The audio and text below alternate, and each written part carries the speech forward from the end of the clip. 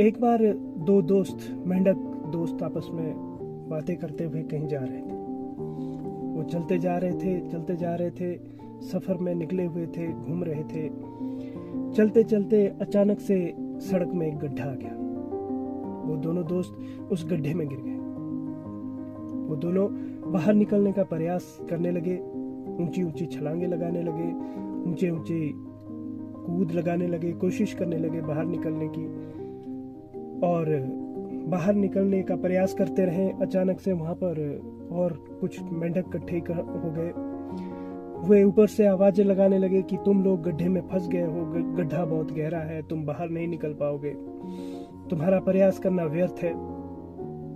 दोस्तों, उनमें से एक जो मेंढक था वो बहरा था, उसे उनकी बात सुनाई नहीं दे रही थी। लेकिन जो दूसरा मेंढक था वो उनकी बातें सुन पा रहा था, और उनकी बातें सुनकर धीरे धीरे वो अपना हौसला हारने लगा।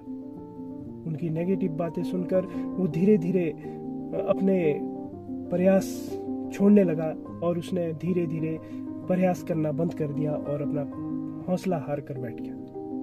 दोस्तों, वो मेंढक उस गड्ढे में मर गया। लेकिन दूसरा मेंढक जो बहरा था,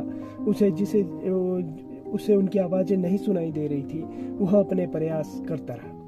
वह उस गड्ढे से बाहर निकलने की कोशिश करता रहा और अपने प्रयास में लगा रहा। उसे लगा कि ये जो बाकी लोग ऊपर खड़े हैं, बाकी मेंढक ऊपर खड़े हैं, वो शायद मेरा हौसला बढ़ाने की कोशिश कर रहे हैं। वो मुझसे ये कह रहे हैं कि तुम कर सकते हो, तुम कर सकते हो, तुम उस गड्ढे से बाहर निकल सकते हो। वो कोशिशें करता रहा, अपने प्रयास करता रहा, और अंत में उसने एक इतनी लंबी कूद लगाई कि वह उस गड्ढे से बाहर निकल गया।